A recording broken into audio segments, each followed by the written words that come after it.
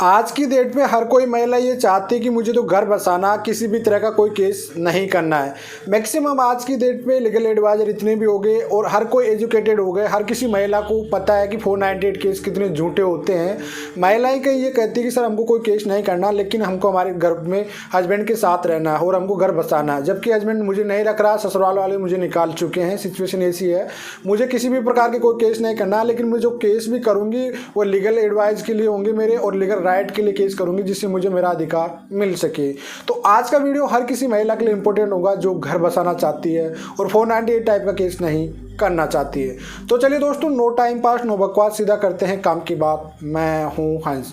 Second बात दोस्तों, comment में नंबर ना छोड़िए अगर आप मुझसे ही बात करना चाहते हो। डिस्कशन पूरी डिटेल होती है, कंसल्टेशन फीस जमा करके आप बात कर सकते हैं। थर्ड बात दोस्तों, अगर आप कंसल्टेशन फीस जमा नहीं कर सकते तो इंस्टाग्राम का लिंक होता है डिस्क्रिप्शन में। सेकंड मेरा यूट्यूब चैनल होता है, इंस्टाग्राम फॉलो कर सकते हो, वहाँ पे मैं लाइव आते रहता हूँ। आपने कोई भी सवाल आप वहाँ पे पूछ सकते हैं। देखिए दोस्तों, सबसे पहला सवाल आता है कि महिला ये कहती है कि सर आज की डेट मेरे पास काफ़ी कंसल्टेशन इस टाइप की आती है, सर हमको कोई केस नहीं करना, क्योंकि हम नेट पे एनसीआरबी के आंकड़े हर किसी जगह देखते हैं 498 टाइप के मामले झूठे होते हैं और वाकई रियल में ही फैमिली के रिश्ते तोड़वाते हैं हस्बैंड वाइफ के। लेकिन अब हमारे पति हमको रख ही नहीं रहा, साथ भी नहीं रखना चाहता, तो उस सिचुएशन में हम क्या करें? क्योंकि हमको केस तो करना है, लेकिन हमको 498 नहीं करना हमको, क्योंकि हमको हमारा घर बसाना। कई महिलाओं के साथ बच्चे होते हैं, कई महिलाएं अपना रिश्ता नहीं खराब करना चाहती, क्योंकि शादी हमेशा एक ही बार होती है। तो उस सिचुएशन में महिला क्या कर सकती है, स्टेप टू स्टेप मैं आपको पूरा प्रोसेसिंग बताऊँगा आज। तो देखो, सबसे पहली स्टेप आपको जाना है एसपी ऑफिस में। महिला को पहली स्टार्टिंग जीरो से मैं आपको बताते जा रहा हूँ। आपको जाके कहना है कि भाई मुझे मेरा हस्बैंड नहीं रखना है, मुझे एडीआर ऑफिस में यहाँ पे काउंसलिंग चाहिए। वहाँ पे क्लियर कट बात है, आपको पहली तो काउंसलिंग लेना ही है। आप किसी प्रकार को केस नहीं किया, आपने कंप्लेंट किया जिसमें आप काउंसलिंग की डिमांड की गई है, भाई मुझे मेरे पति के साथ रहना है, मेरा पति मुझे नहीं रखना चाह रहा है। आपकी काउंसलिंग मिल जाएगी, क्योंकि काउंसलिंग एसपी ऑफिस देगा, वुमेन सेल में, सीएडब्ल्यू सेल में, आईडीआर ऑफिस, कहीं भी आपकी काउंसलिंग डेट फिक्स हो जाएगी। भाई हाँ, मुझे काउंसलिंग करना है। आपको काउंसलिंग में इतना पॉइंट रखना है कि मुझे मेरे साथ में रहना है। आपको फालतू एलिगेशन नहीं लगाने किसी भी तरह के। कोई भी छोटी मोटी बात होती है, देखो घर बसाना होता है तो रिश्ता अगर थोड़े से झुकने से चल रहा तो आप झुक सकते हो, सॉरी बोल सकते हो, कोई दिक्कत नहीं है। भाई कोई भी हो जाता है, देखो पति पत्नी के बीच में कोई भी विवाद हो जाता है, लेकिन जब आपका एक सॉरी बोलने से रिश्ता चल रहा है तो डेफिनेटली आप सॉरी बोल के कुछ भी एडजस्ट करके आप काउंसलिंग में अपनी बात रहेगी, भाई मुझे मेरे पति के साथ रहना है। आपको महिला सेल वाले कोई भी मेडिटर किसी भी तरह कहता है कि आप कॉम्प्रोमाइज़ कर लीजिए, सेटलमेंट कर लीजिए, इन चीज़ों को आप दूर रखिए, क्योंकि सेटलमेंट से पैसों से कभी लाइफ नहीं चलती। ये बात इंपॉर्टेंट याद रखना। आपको घर बसाना, आप अपनी एक जिद पे अड़ी रहिए कि मुझे तो घर बसाना है, मुझे मेरे पति के साथ रहना है। क्लियर कट बात है। काउंसलिंग की 1 डेट 2 डेट 3 डेट होगी। काउंसलिंग की रिपोर्ट आपके फेवर में आएगी, अच्छी बात है। पति मना भी कर रहा, नहीं भी लेके जा रहा है, उसके बाद में आपको बोला जाता है कि आप कंप्लेंट एफआईआर दर्ज करा दीजिए। लेकिन अब आपको एफआईआर दर्ज नहीं कराना।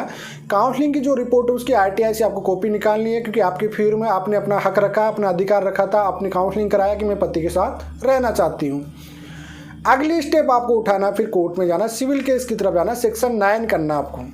सेक्शन 9 भी आपको दाम्पत्य जीवन की उत्पत्ति के लिए होता है। पति नहीं रख रहा तो आपको सेक्शन 9 करना है। कोई क्रिमिनल केस नहीं होता है, सिविल केस होता है, आप अपना अधिकार मांग रहे हैं। सेक्शन 9 में 1-2 डेट पे आता है या नहीं आता है, जो भी प्रोसेसिंग बताए, आ जाए अच्छी बात है, लेके चले जाए अच्छी बात है। सेक्शन 9 में अगर आपका घर बस जाता है तो अच्छी बात है। मान लीजिए नहीं लेके जा रहा, सेक्शन 9 की एक्सपायरी डिग्री आपकी फिर में आ जाती है, तो फिर आपको जाना है डायरेक्टली डीवी में। जी हाँ, 498 की तो आपको बिल्कुल सोचना ही नहीं है, फिर आपको जाना है डीवी में। अब ये केस एक साथ हो सकते, कोई दिक्कत नहीं, मैं एक स्टेप टू स्टेप आपको बता रहा हूँ। आपको डीवी में सेक्शन नॉर्मली लगाना है, आपको डीवीडी 2 सेक्शन 2 सेरडाव सेक्शन 2। सेरडाव में 2020 में लेटेस्ट लैंडमार्क जजमेंट दे दिया, सुप्रीम कोर्ट भी ये क्लियरली कह दिया कि शादीशुदा महिला कोई बेघर नहीं हो सकती है। जी हाँ दोस्तों, भाई ये सबको पता है कि अभी नवंबर में आया था एक जजमेंट, आपको पता हो, जिसमें क्लियरली सुप्रीम कोर्ट बोला है कि सास ससुर के घर में भी रहने का हर किसी महिला का अधिकार है। घर में सास ससुर का, उसके पति के घर में रहने का अधिकार है, उनके रिलेटिव के घर तक का अधिकार दे दिया सुप्रीम कोर्ट आप लोगों को। तो फिर आपको फालतू के केस करना है, क्योंकि आपको तो लीगली राइट है।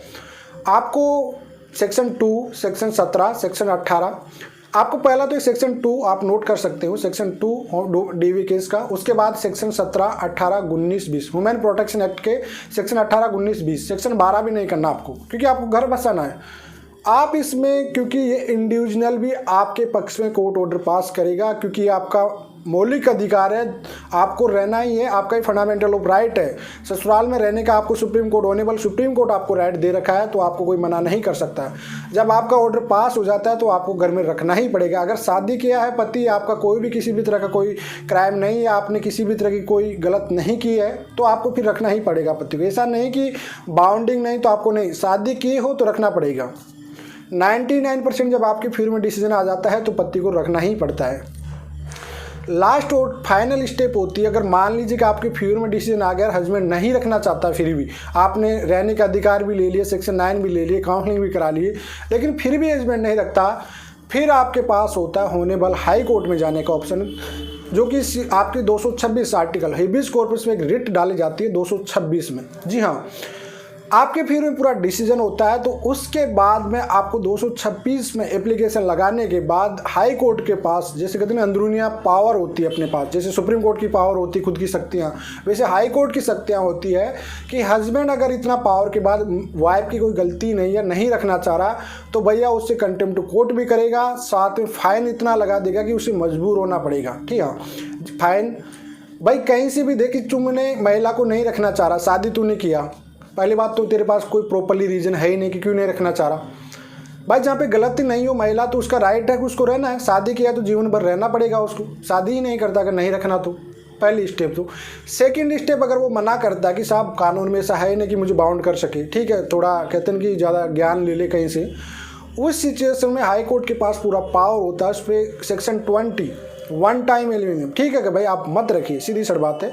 इस महिला की ज़िंदगी आपने ख़राब की है शादी करके, अच्छी बात है, आप इसके साथ नहीं रहना चाहते, एक काम करिए, वो इसकी हैसियत से ज़्यादा, जैसे करोड़ 2 करोड़ की डिमांड रख देगा, ठीक है, 2 करोड़ इसे मकान बना के दे दो और वन टाइम एल्यूमिनियम दे दो, ठीक है, फ्री कर दीजिए, आपके साथ नहीं रहेगी, और डिवोर्स दे दीजिए। जब हाई कोर्ट ये पावर ऑर्डर कर देगा तो हर किसी हस्बैंड को पैसा देने में बहुत जोर आता है। करोड़ों के पैसे जो वन टाइम एल्यूमिनियम सेक्शन 20 में दी जाती है ना, वो हर किसी की बस की नहीं होती है, उसको रखना ही पड़ेगा उस सिचुएशन में। जब इतने ऑर्डर पास हो जाते हैं, हाई कोर्ट 226 से रीट में चले जाते हो ना आप, तो फिर आपको रखना ही पड़ेगा, किसी न किसी कंडीशन में हस्बैंड नहीं छोड़ सकता, ना ही हस्बैंड मना कर सकता, ना ही आपके ससुराल वाले मना कर सकते। ये वीडियो इतना इम्पोर्टेंट है हर किसी महिला के लिए जो घर बसाना चाहती है, जिनको 498 टाइप के कोई केसेस नहीं करना है। इस वीडियो के सिवाय आपको जो भी पॉइंट, एक बार या 10 बार आप इस वीडियो को देखिए, एक एक पॉइंट नोट कर लीजिए। आपके वीडियो में यही एक पूरा प्रोसेसिंग होता है एक महिला को घर बसाने का। अदरवाइज आप कहीं भी लीगल एडवाइस ले लीजिए, कहीं भी वकील कर लीजिए, आपका घर नहीं बस पाएगा। इंपॉर्टेंट वीडियो था वो मैं आपको आज बना दिया हूँ। चलिए आज के लिए इतना ही। जय हिंद, वंदे मातरम।